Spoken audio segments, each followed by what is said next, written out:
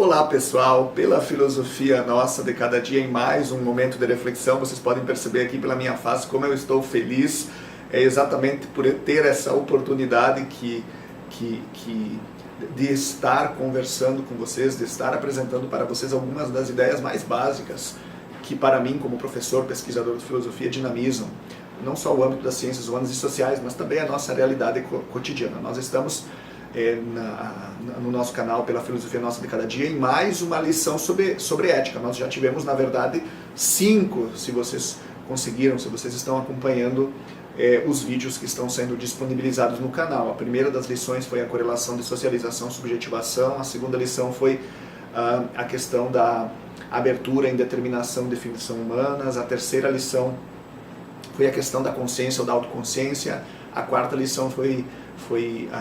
a centralidade dos outros, ou o fato de que existem outras pessoas, outras consciências, outros grupos, ou mesmo a sociedade enquanto uma macroestrutura normativa desde a qual nós nos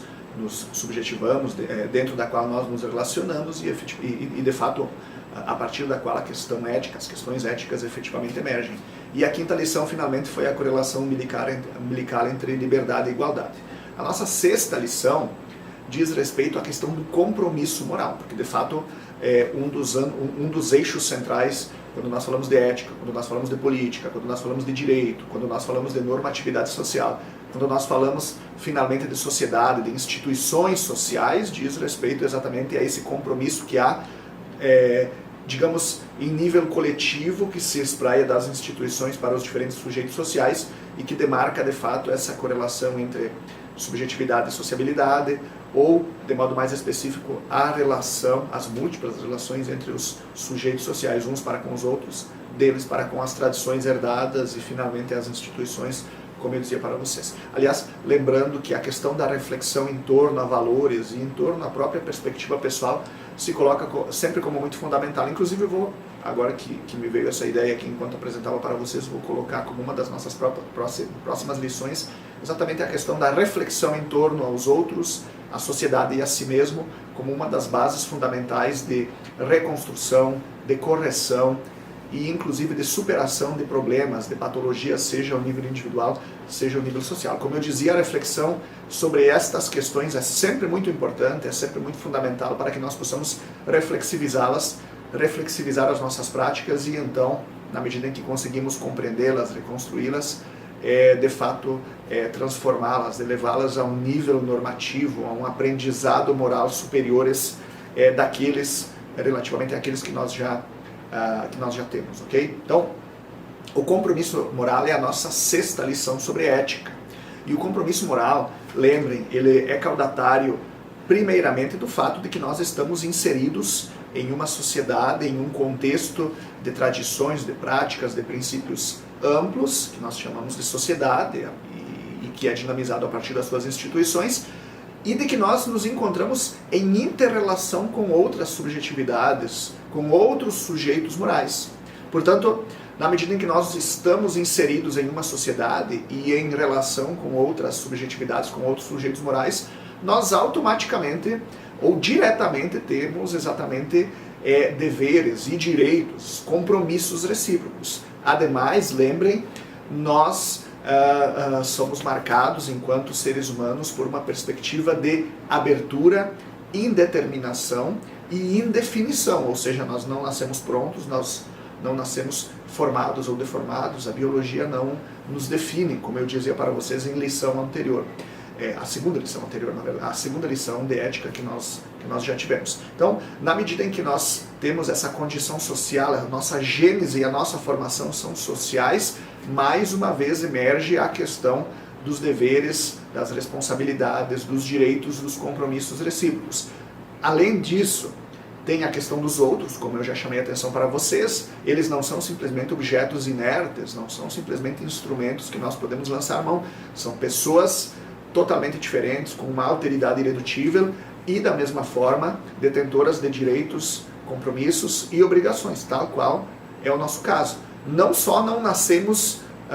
sozinhos, não nascemos definidos, obviamente, como eu já dizia, mas também não nascemos enquanto sujeitos isolados. Isso simplesmente é uma fantasia, uma fantasmagoria que não existe. Nós sempre emergimos e nos desenvolvemos em um contexto interativo onde existem outras alteridades, outros sujeitos morais irredutíveis, mais uma vez,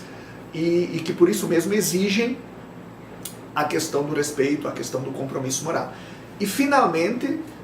não obstante todos esses fatores, se já não fossem suficientes, nós temos mais uma vez a correlação umbilical entre liberdade e moralidade, que gera a possibilidade de justificação e principalmente de responsabilização jurídico-moral dos sujeitos autoconscientes, das consciências subjetivas inseridas em um meio social, ok? Então, o compromisso moral significa, primeiramente, que cada subjetividade moral, que cada pessoa jurídica, moral, política, está inserida em uma teia de relações, em um âmbito de sociabilidade, dentro do qual ela tem deveres e obrigações, e obviamente direitos consentâneos. E aliás, nessa correlação de direitos, deveres, obrigações, originam-se as recompensas, as penas e todos os processos formativos direcionados, no caso, à integração e ao mesmo tempo a outros tantos processos institucionais direcionados a se evitar a desintegração social. Portanto, estamos inseridos em um meio, e esse meio nos coloca deveres, compromissos, obrigações e ao mesmo tempo nos estabelece direitos. E lembrando mais uma vez, como eu disse, a concessão de direitos e a obrigatoriedade de deveres e de compromissos demarcam exatamente o tipo de inserção e o tipo de valorização social e institucional que nós teremos ou então que nós não teremos. Em segundo lugar, nós estamos, como eu já dizia antes para vocês, inseridos junto com outras subjetividades, junto com outras pessoas morais. Então, aqui mais uma vez, nós temos compromissos morais, compromissos políticos, compromissos jurídicos para com estas pessoas, assim como elas têm para conosco. Então vocês vejam aqui que a sociedade acaba sendo compreendida como um grande conjunto interativo com caráter moral, com caráter normativo, com caráter político. E político aqui não apenas e nem fundamentalmente no sentido dos partidos políticos, mas no sentido de relacionalidade, de intersubjetividade conflitiva, que é demarcada por disputa, por acordo, por síntese, por mais disputas, por mais acordos, por mais sínteses, que é, aliás, isso que significa evolução social ao longo do tempo e maturação das práticas, dos valores, aprendizado moral. Sem esse tipo de conflitividade, de interação, de acordo, de síntese, nós simplesmente não teríamos progresso moral. E percebam que isso, aliás, que esse progresso moral próprio, caudatário dos conflitos, dos acordos, das sínteses, ele depende exatamente da multiplicidade social sob a forma de sujeitos e grupos irredutíveis uns frente aos outros, que não podem simplesmente ser unidimensionalizados ou apagados uns frente aos outros exatamente por essa sua condição totalmente singular. Aliás, uma das bases da antropologia contemporânea, se nós pensarmos aqui em Max Scheler, em Ernest Tugendhat, em Ernest Cassirer, por exemplo, é exatamente aí a pessoalidade última, a condição totalmente singular da pessoa humana, de cada pessoa humana, na verdade, situada em qualquer espaço e tempo históricos. Então,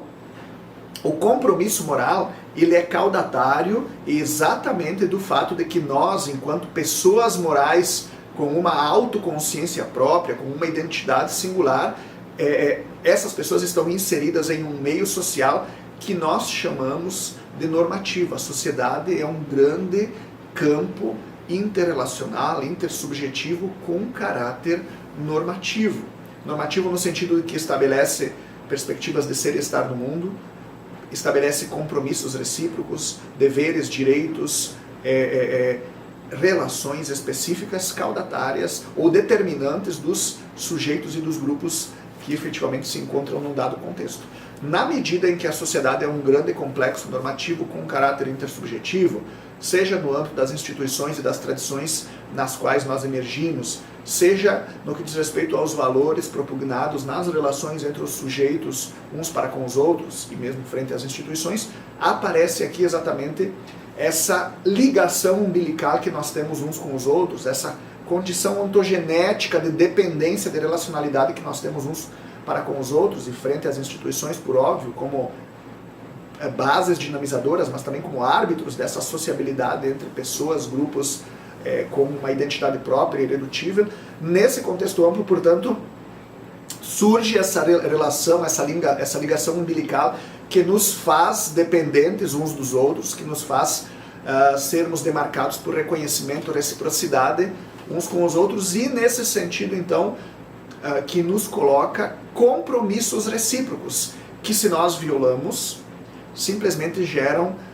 reações específicas, não apenas sob a forma de desagregação social, mas também de um trabalho institucional e mesmo dos grupos sociais no sentido de trazer mais uma vez a normalidade perdida por meio dessa desintegração social que nós temos. E vejam que esse compromisso ele nos é colocado por todas as instituições, por todas as tradições comuns e inclusive pela alteridade com a qual nós nos relacionamos durante todo o tempo. Okay? Durante todo o tempo da nossa vida, nós somos chamados a esse compromisso coletivo que é, como eu venho dizendo, a base de estabilização de uma sociedade. Na medida em que não há esse compromisso, lembrem, nós temos a desintegração, a desestruturação gradativa, seja das instituições, seja então da sociabilidade. E esse compromisso, portanto, demarca do início ao fim a nossa vida e as nossas relações recíprocas, incluindo aqui a formação da nossa consciência e a nossa compreensão enquanto subjetividades irredutíveis ao longo do tempo. Esse compromisso que perpassa a sociedade, que centraliza, que dinamiza a sociedade e nesse sentido que subsume a todos nós, em alguns aspectos nós o assumimos de modo voluntário, em outros aspectos nós não o assumimos ou assumimos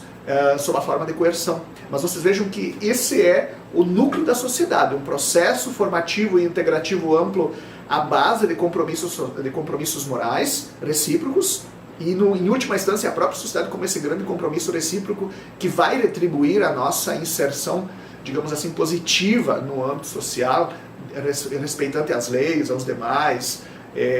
realizadora de um trabalho produtivo em prol da própria sociedade. Então, a sociedade vai, por meio, a partir do fato de que é um grande grupo moral, que é uma grande comunidade moral, retribuir o que fizemos, mas, ao mesmo tempo, caso nós não nos enquadrarmos, então, aos valores em comum,